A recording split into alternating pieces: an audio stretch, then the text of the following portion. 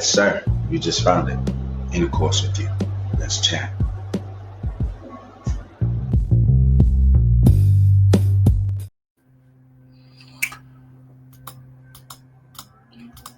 Welcome to the In the Course Show. I am your host, Mr. B. Today we have a very exciting show for you. We are discussing tariffs, Trump's favorite word lately. We are determining what his tariff plan is and why economists hate Trump's tariff plan. Right now, we're in the midst of everything. I believe the reciprocal world tariffs kicks in tomorrow. And already China has retaliated by tacking on 34% tariffs on the U.S. goods coming into their country. And then Trump shortly thereafter threatened to increase their tariffs by another 50%, bringing them to a total of 104%. So the battle is on and it's getting heated. But I thought it'd be good for us to actually, review why economists hate Trump's tariff plans. So without any further ado, let's jump right into that.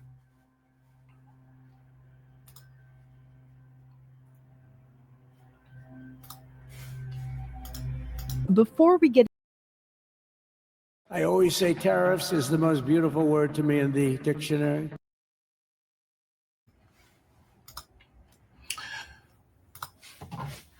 Well, there you have it. A quick rundown on why economists hate Trump's tariff plan. I think a lot of people who is used to the status quo are critical of Trump's tariffs. Now, you have to understand a lot of these economists are paid by some of these world lobbyists who want the U.S. to take on policies that supports globalism, that supports other countries getting paid, that supports the U.S. being viewed not as the primary stakeholder, but almost as a secondary stakeholder, if you will. And I think Trump is not okay with their point of view. I think if you ask these people if there's anything wrong with the current system, even though we're $32 trillion in the hole, they would say no. We still have the advantage. We're still the richest country. To them, there's no sense of urgency to change the status quo. And everyone has agreed that the U.S. is being taken advantage of, because if you think of it, there's no reason why they should be trade imbalances, especially when we're so generous to the world. Yet these people can justify keeping in a system that allows other countries to tax or to tariff our products, sometimes upwards of 50%, sometimes 100+%. Meanwhile, we take in their products with low tariffs. 5% sometimes, and even less. And that imbalance eventually continues to grow the debt.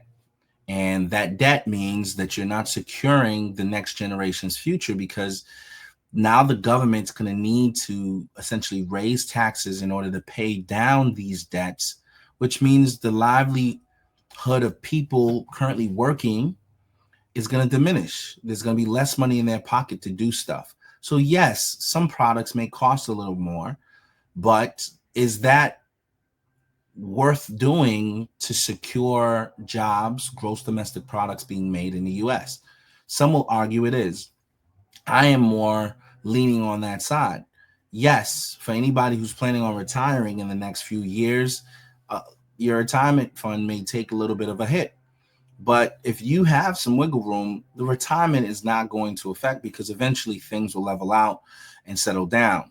As you can see, there was huge market crashes last week. This week, a good portion of those markets have rebounded as things are progressing.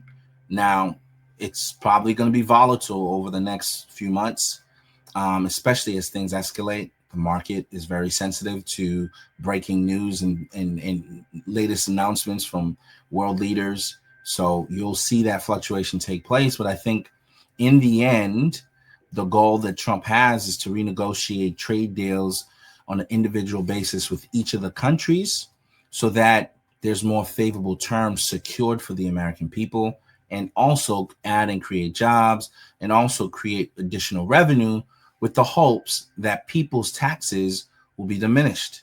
To me, that's a win. Now, a lot of people don't see further on down the road, and they will argue that things are not good and that we shouldn't even attempt to do any of this because of all the pain that it causes.